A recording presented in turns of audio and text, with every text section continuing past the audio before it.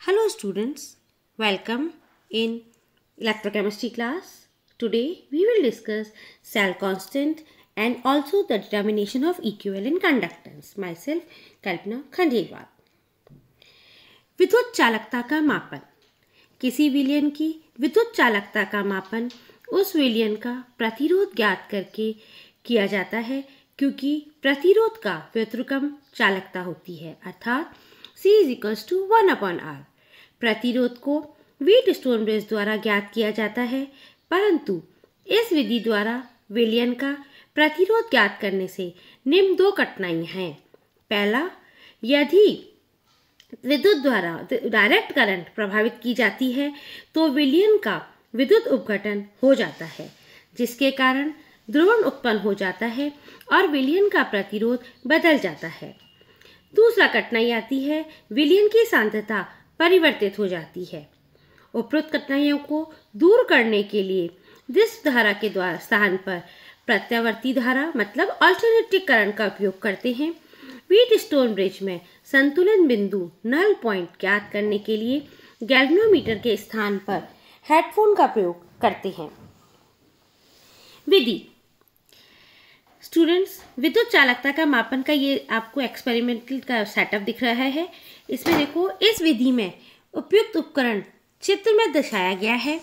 जिस विलयन की चालकता मापनी होती है उसे चालकता सेल में ले लेते हैं।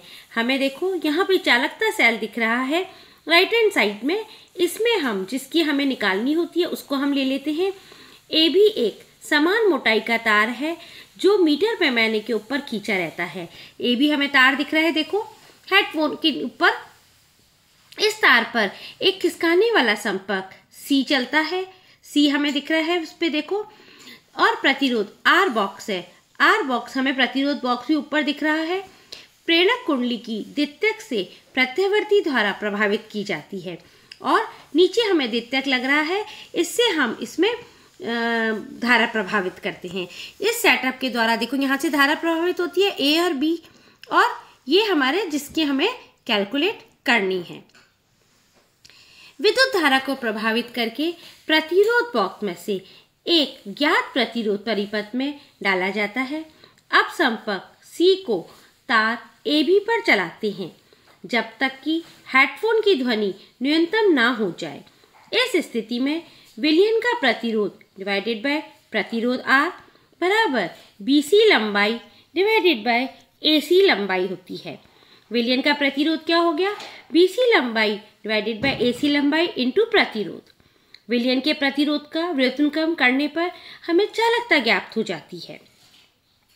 हम जानते हैं कि यदि किसी चालकता सेल के इलेक्ट्रोड के बीच की दूरी ठीक 1 सेंटीमीटर हो और इलेक्ट्रोड का क्षेत्रफल 1 सेंटीमीटर स्क्वायर हो, तो इस सेल द्वारा मापी गई चालकता को विशिष्ट चालकता कहते हैं। हमने आपको इससे पहले वाले उसमें मैंने आपको विशिष्ट चालकता क्या होती है, तुल्यनिकीय चालकता क्या होती है, मोलर चालकता क्या होती है, ये सब बताया था। तो वो आपको एक बार आप पढ़ेंगे तो आपको समझ आ जाएगा। साधारणतः ऐसा नहीं होता, अतः विशिष्ट चालकता ज्ञात करने के लिए चालकता के मान को किसी निश्चित गुणांक से गुणा करना पड़ता है। इस गुणांक को सेल स्थिरांक कहते हैं, सेल कांस्टेंट। अब ये सेल स्थिरांक हम कैसे कैलकुलेट करेंगे ये हम देखेंगे। यदि इलेक्ट्रोड के बीच की दूरी 1 सेंटीमीटर तथा अनुप्रस्थ परिच्छेद का क्षेत्रफल a सेंटीमीटर स्क्वायर हो, तो इलेक्ट्रोड के बीच स्थित द्रव स्तंभ के प्रतिरोध को निम्न प्रकार से व्यक्त करते हैं। R = ρ×L/A। यहाँ R द्रव स्तंभ का प्रतिरोध तथा ρ विशिष्ट प्रतिरोध है, या हम R लिख सकते हैं this into X। यहाँ L/A X क्या है? सेल कांस्टेंट है। हम इसको X को हमने क्या किया? सेल कांस्टेंट बता रहे हैं, हम सेल कांस्टेंट से यूज कर सकते हैं। हम ये इसकी वैल्यू फिक्स होती है। समीकरण 1 से 1/R, यदि हम इसको 1/R सबको रेसिप्रोकल कर दें, 1/R और 1/ρ×X, तो हमारा 1/ρ = X/R। विशिष्ट चालकता बराबर चालकता इंटू सेल स्थिरांक। मतलब सेल कांस्टेंट बराबर क्या हो गया हमारा, विशिष्ट चालकता डिवाइडेड बाय चालकता। सेल स्थिरांक का निर्धारण, कोलरॉच के अनुसार 25 डिग्री सेंटीग्रेड पर N/50 KCl विलयन की विशिष्ट चालकता 0.002765 पर ओम सेंटीमीटर है, जब KCl का N/50 विलयन बनाने के लिए 0.372 ग्राम KCl को 250 मिलीलीटर आयतन वाले फ्लास्क में लेकर चालकता जल में घोलते हैं। इस विलयन को चालकता सेल में भरकर पूर्ण वर्णित विधि द्वारा विलयन की चालकता 25 डिग्री सेंटीग्रेड पर ज्ञात कर लेते हैं। अब सेल स्थिरांक की गणना निम्न व्यंजक द्वारा की जाती है।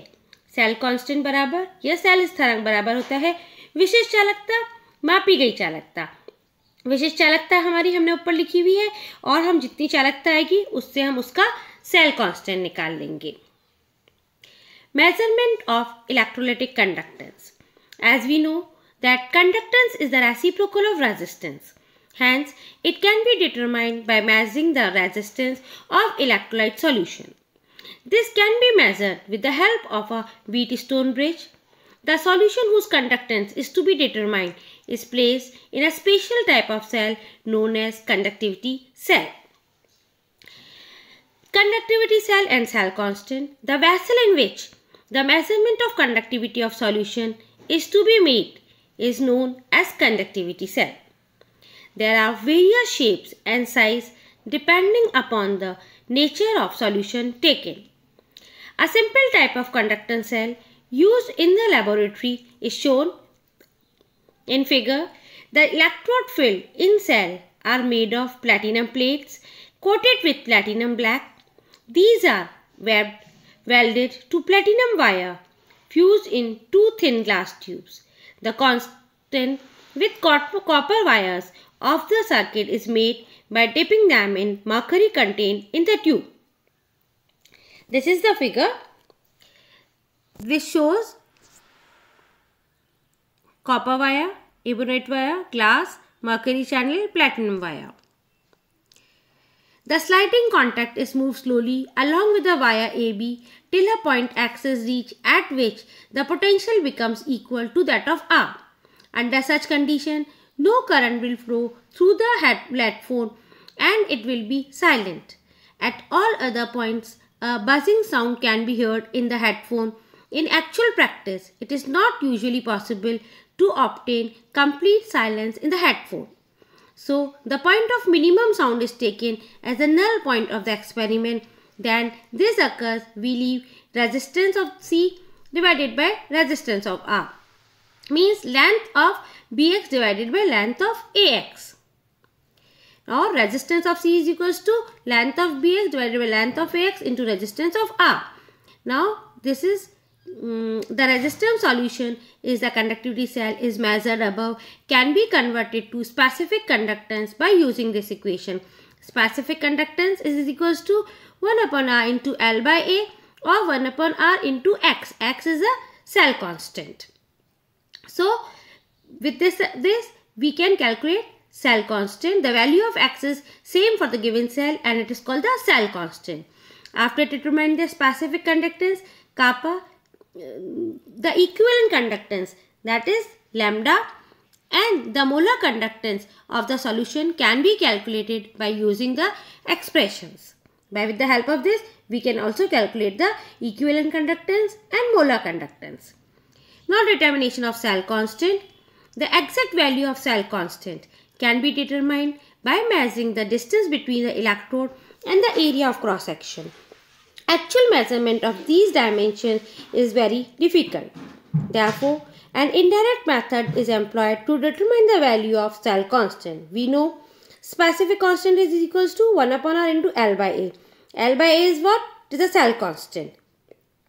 Or kappa is equals to observed conductance into cell constant. Cell constant is specific conductance divided by observed conductance. To determine the cell constant, a standard solution KCl whose specific conductance at a given temperature is known is used. Then a solution of KCl of the same strength is prepared and its conductance determined experimentally at the same temperature. Substituting the two value in the above expression, cell constant can be calculated. Thank you.